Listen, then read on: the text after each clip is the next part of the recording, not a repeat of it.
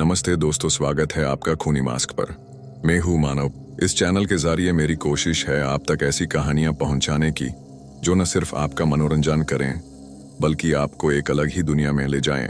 अगर आपको horror stories, भूतिया कहानियां पसंद हैं तो ये परिवार सिर्फ आपके लिए है। तो चलिए कहानी को शुरू करते हैं। बचपन में मेरी नानी अक्सर कहा करती थी कि अंधेरा कोई खाली जगह नहीं है बल्कि वह एक जीवंत साया है जो धीरे धीरे कोनों से रिस कर सब कुछ निगल लेता है। वह कहती थीं कि जब प्रकाश जाता है तो जीवन की चहचहाहट शांत हो जाती है और शुरू होता है अदृश्य का साम्राज्य।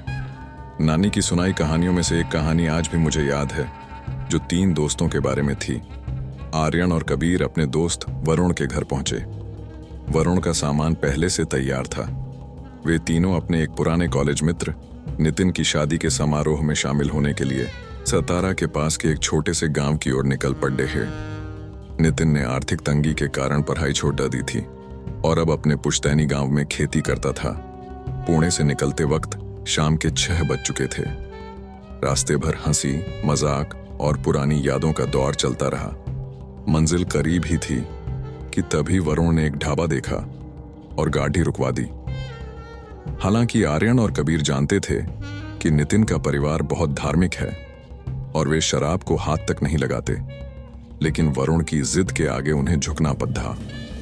वरुण ने 2 बोतलें खरीदी और वे फिर से गांव की ओर चल दिए। रात 8 बजे वे गांव पहुंचे।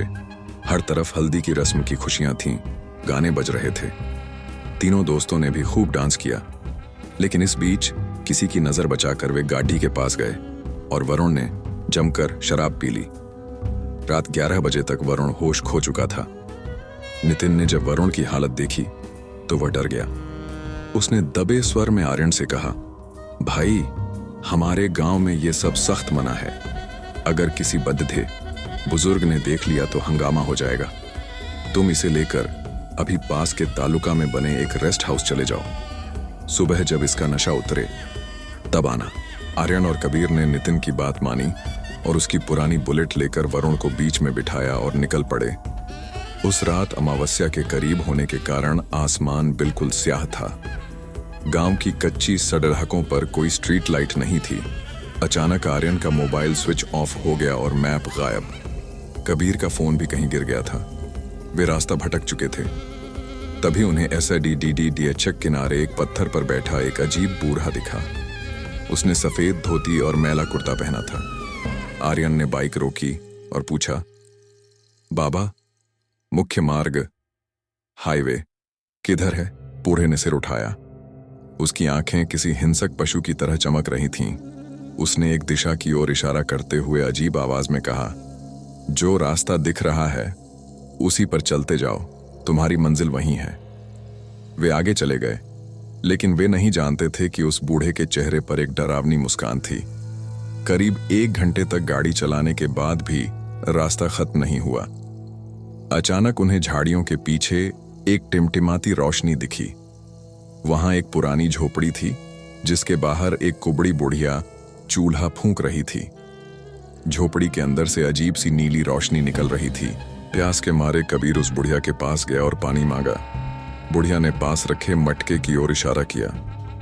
जैसे ही कबीर ने गिलास भरकर पानी पीना चाहा, उसकी चीख निकल गई। मटके में पानी नहीं बल्कि ताजा गाढ़ा खून भरा था।